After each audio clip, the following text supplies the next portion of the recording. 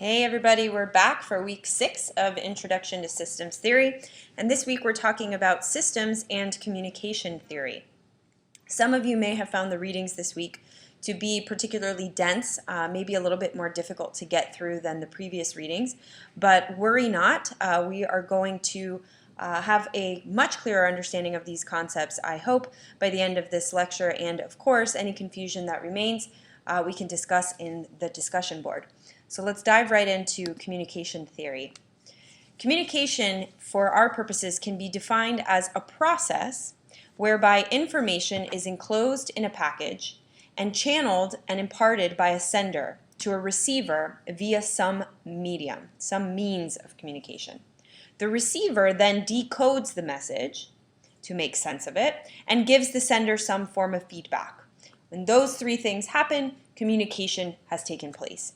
Now, all forms of communication require three things: a sender, a message, and an intended recipient. However, key here, the receiver doesn't need to be present or even aware of the sender's intent to communicate at the time of communication in order for the act of communication to occur. Let's go a bit further. Communication also requires, in addition to having a sender, a message, and a recipient, that all parties have an area of what's called communicative commonality. Now, communicative commonality can happen in a number of ways. There are auditory means of commonality, like speech, like song, tone of voice, etc. There can be non-auditory means, like body language, sign language, touch, eye contact. And it can also take place through other media, like pictures, graphics, text, etc. All right, so these are all the means by which people communicate. And you can see when looking at some of these various means, like maybe song, or pictures, or text, and writing, why it was said in the previous slide that the sender and the recipient don't need to be in the same place in order to communicate with one another. And a recipient doesn't even need to be aware that the communication is occurring in order for the communication to have occurred. For example, with tone of voice or body language, sometimes the sender, right, is sending some sort of message and the recipient isn't even aware that this communication is happening. Communication theory defines patterns, right? This is probably not surprising to you because when we're talking about systems, we're often looking at process and patterns. And in this case, communication theory defines particular patterns that are seen as constituting the rules of the system, right, and which pertain to relationships within and between systems, such as families. Right? So when we talk about communication theory in terms of systems, what we're talking about are patterns of relationships within and between systems, like families. Watzlawick, Bevan, and Jackson outline some basic rules of communication. The first and most important rule of communication is that one cannot not communicate. Right? An easier way of saying this without the double negative, it's impossible for a person to not communicate. All behavior at some level constitutes communication.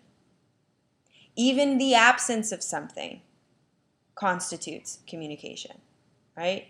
So a phone call that you're expecting from the person you just started dating that doesn't happen, when you're sitting by the phone and waiting when this person told you they would call and they don't call, that's a form of communication. That's sending a message, right? Even though it's the absence of something, something is being communicated. Make sense? So all forms of behavior, spoken or unspoken, overt or covert, communicate something at some level. Rule number 2, all communication has 2 levels. The first we call the report level, and the second we call the command level. Okay? We also refer to these in other terms. The report is also referred to as the digital level of communication, and command is referred to as the analog level. The command level defines the nature of the relationship. And as you will see as we go on further in this lecture, it's the analog or command level that often speaks louder than the report or the digital level. And you'll see why in just a bit. Rule number 3, all behavior or communication must be examined in context. This is not unfamiliar to you, right? Outside of context, behavior or communication is going to take on a whole new meaning or not make sense at all, right? So it all must be examined in context in order for it to make sense. Without contextual awareness, complete understanding is impossible. Rule number 4, according to Watzlawick, Bevan, and Jackson, every system is characterized by rules according to which the homeostatic balance is maintained and the system is preserved. You knew that already, right? That's the nature of systems. And as we talked about with negative feedback, right, systems tend toward homeostasis. Either the original homeostasis in negative feedback, or as is the case with positive feedback, information that enters the system and moves the system toward change, leads the system to some new homeostasis, right? But always, systems are characterized by rules according to which their homeostatic balance is maintained, and the system itself is preserved. The integrity of the system itself is preserved. And finally, we talked about last week, relationship types. Relationships may be described as symmetrical or complementary.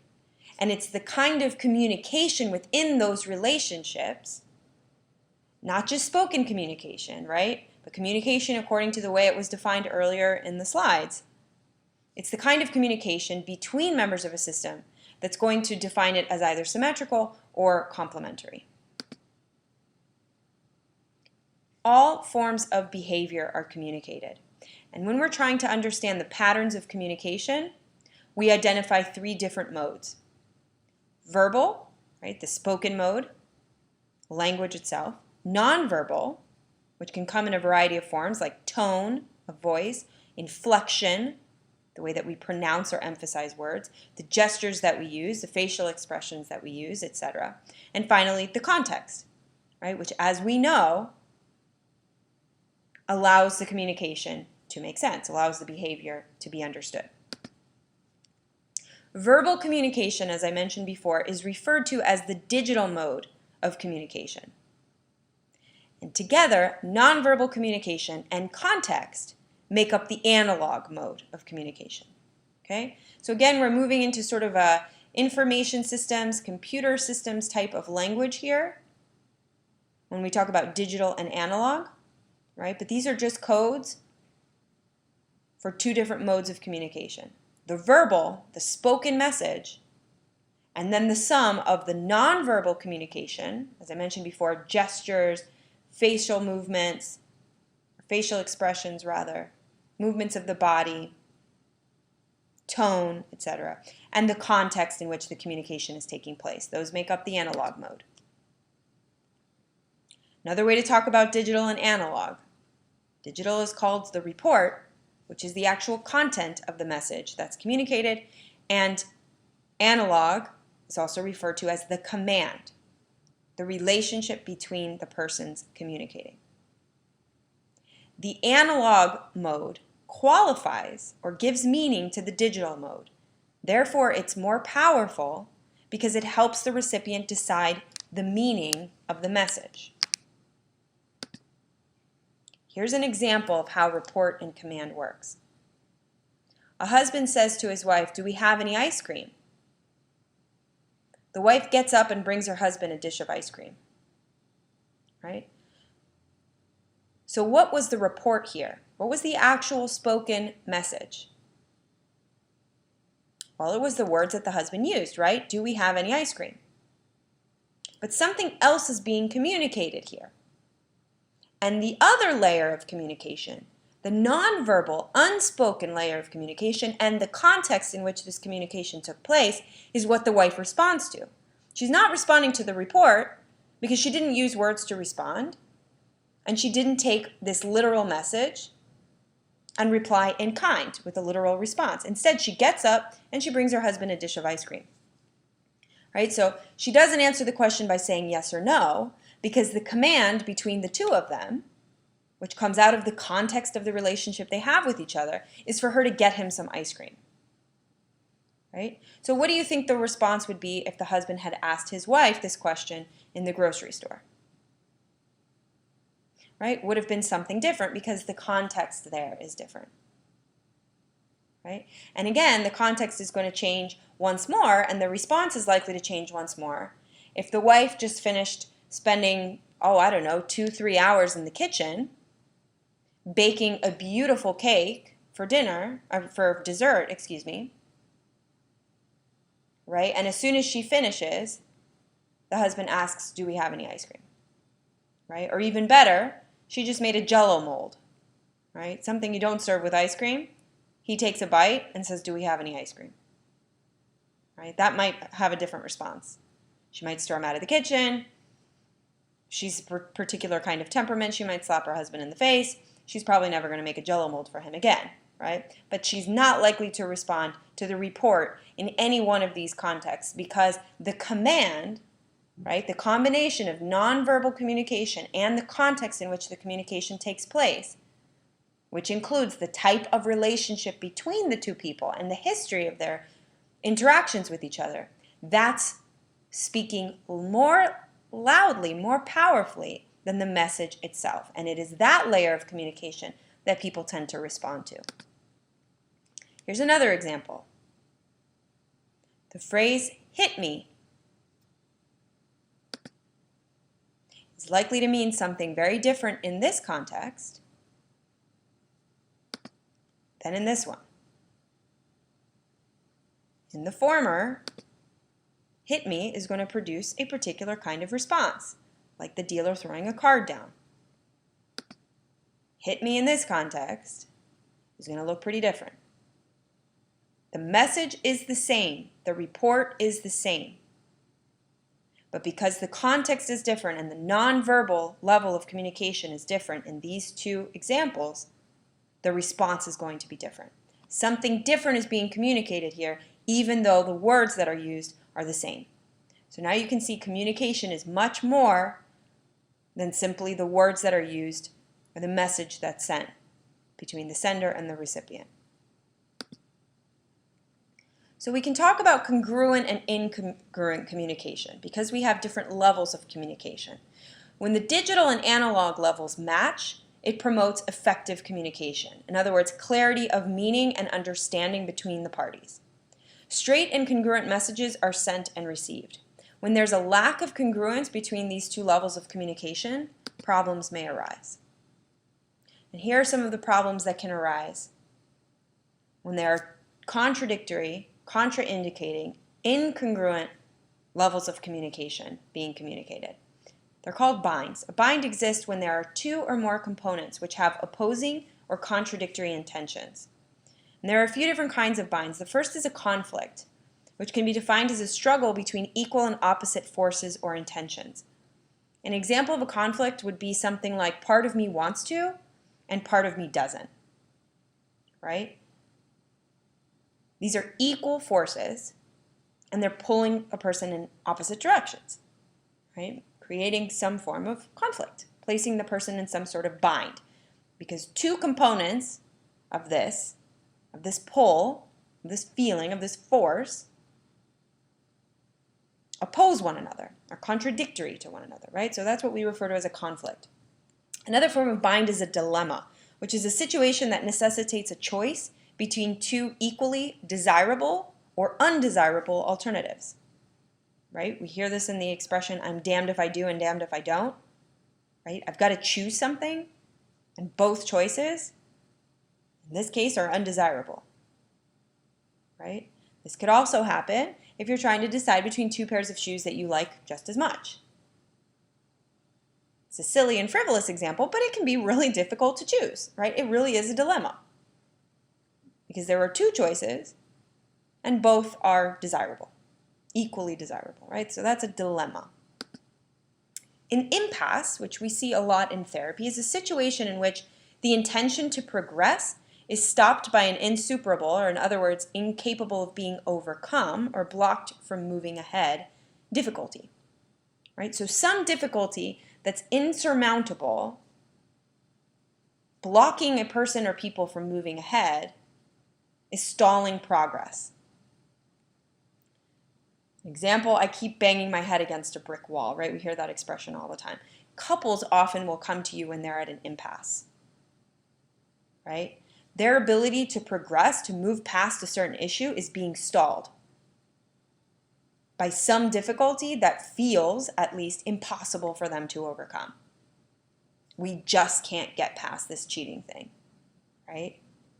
We just can't move on from this issue that happened last week. They're stuck. People who are at an impasse are stuck. Two forces are working in opposition to each other. The force that's moving the couple toward progress, toward moving through and past the issue, and the force that's keeping them stuck at whatever the difficulty was. Right? So this puts the couple, or the individual, as an impasse can occur with an individual as well, keeps them in some form of bind. Another form of bind is a paradox, which is a self-contradictory statement.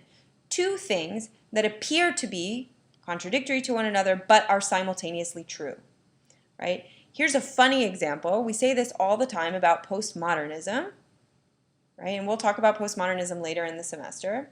Postmodernism is an epistemology that rests on the premise that there is no truth, right? And we talked about this in week 1 of the class. There is no absolute truth, right? So often we make fun of ourselves by saying there is no truth, and that's the truth. Right? Another example would be don't read this sign. Two contradictory messages within the same message. Right? So another form of bind. Now, probably the most talked about kind of bind within our field is the double bind. And the reason why the double bind is talked about so much is that it's one of the foundational principles or foundational concepts of our field. If you don't know about the origins of the field of family therapy, I'll give you a very brief overview. It began with some therapists out in California who were working with clients diagnosed with schizophrenia in a hospital setting. And what they were finding is when these clients were in the hospital setting, alone, with only their care providers, right, they over time, with treatment and various interventions, became very responsive to their medications, to their therapies, and their symptoms were reduced. They achieved a pretty consistent and stable level of functioning. But what these therapists observed that would often happen is that when the clients' families would come to visit, the client's symptoms would resurface. And often, when the families would leave, the symptoms would get worse for some period of time until they restabilized. So these therapists thought, there might be something to this. And so what they began to do was instead of just hospitalizing clients with schizophrenia, they started hospitalizing whole families.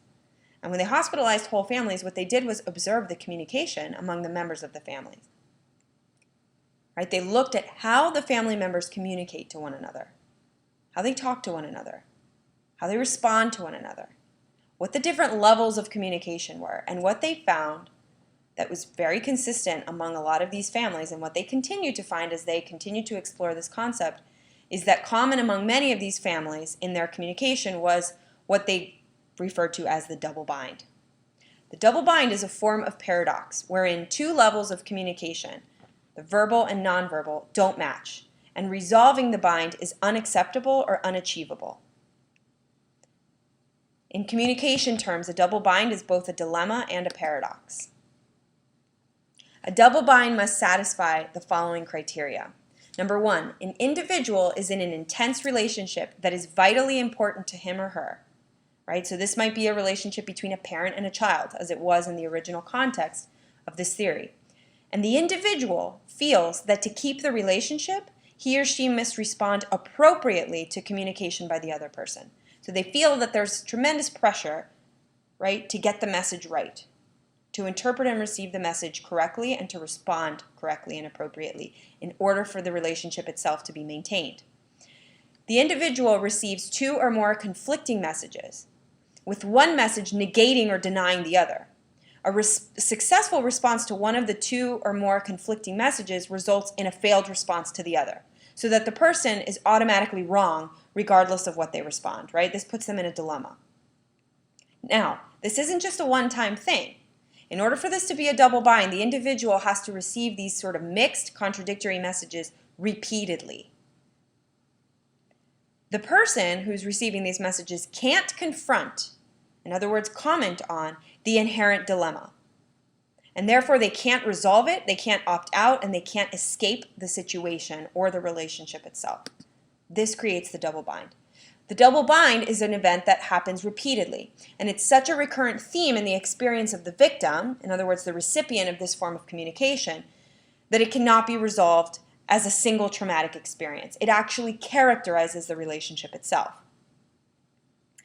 And then they go into this overly complicated and kind of unnecessary for you to really know about extra, part of the theory here, but for all intents and purposes, we might as well know about it. Secondary bind occurs often, which prohibits escape from the primary bind because it conflicts with the first at a more abstract level. A secondary bind would be a client being unable to speak about his predicament, in other words, the double bind, the original double bind, for fear of triggering the primary bind again, right? So they figure out that they're in a double bind, and they come to this conclusion: it would kill my mother if she knew the truth, right? So the client feels that he or she can't speak up about the fact that they're in a double bind and the negative effect that it's having on them, because there's fear that if they do that, it's going to trigger the primary bind again. The double bind is frequently misunderstood, right? It's often understood to be a simple contradictory situation in which the victim is trapped by two conflicting demands. But that's essentially just a regular bind. The double bind has to meet those criteria that I spoke about before in order for it to truly qualify as such. I'll give you an example of a double bind. In my previous place of employment, I found myself in a really tricky double bind situation with my boss, right? My boss and I had one of those kinds of relationships where there's tremendous pressure to communicate appropriately to the messages that I'm receiving from him, right? And this was true for me as it was for all of the employees in this company. Now, the double bind would happen because the owner of the company, who was our direct manager and supervisor, would often tell us in staffing meetings, in memos and emails, that he wanted a culture of employees who think for themselves and independently take action. And he would push this, and he would promote this, and he would challenge us, sometimes even bullying us, to take action and to think for ourselves and to make decisions without looking to anybody above us in the organizational hierarchy to help us make that decision. But then what would happen is, just as soon as one of us would make a decision, right, an email would come out, a company-wide email, that would tell us why that decision that we made, why that action that we took was wrong. And he would undermine the action that we took, tell us why we were wrong, and sort of humiliate us publicly for having done it. So you can't win there, right? You can't satisfy both of these messages at the same time because they contradict one another. And so naturally, to satisfy one, you're negating the other. And you can't comment upon it without threatening the relationship, and you can't escape the relationship without some severe consequence. That's a double bind. And maybe some of you, thinking about it in terms of that example, can think of some double binds that you yourself have been in. If you can, post them on the discussion board so we can talk some more about it. So while the core of the double bind is two conflicting demands, the differences really lie in how they are imposed on the victim. In other words, what the victim's understanding of the situation is and who or what it is that imposes these demands on the victim. Unlike a usual no-win situation, the victim in a double bind has difficulty defining the exact nature of the paradoxical situation in which he or she has been placed. Usually, a demand is imposed upon the victim by someone they respect, like a parent, a teacher, a doctor, a boss in my case. But the demand itself is inherently impossible to fulfill because some broader context forbids it. An example here, when a person in a position of authority imposes two contradictory conditions, but there's an unspoken rule that one must never question authority.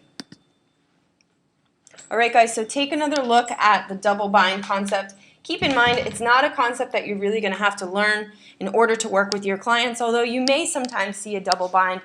And remember this lecture and remember that you learned about it. And because your understanding of the context being more important than the message itself is there, you will be able to find solutions or introduce potential solutions for the victim of the double bind to be able to escape it. More important than the double bind, to be honest with you, although the double bind is a really significant and hallmark concept within our field, like I mentioned before, is that you understand the rules of communication, and most importantly, the double and multiple levels of communication, like the report and command that we talked about. So go ahead and go back over that, post any questions about these concepts that you have to the discussion board, and of course go over the week 6 concepts and keep those in mind when you're writing your short papers. The major concepts this week are the basic rules and concepts of communication theory, the multiple levels of communication, most importantly, the report and command, the alternative way of referring to report and command, which is the analog and digital communication, the various types of binds that we talked about, which included conflicts, dilemmas, impasses, and paradoxes, and finally, the double bind. All right, folks, I will check you out on the discussion board, and I'll see you back here next week. Have a good one.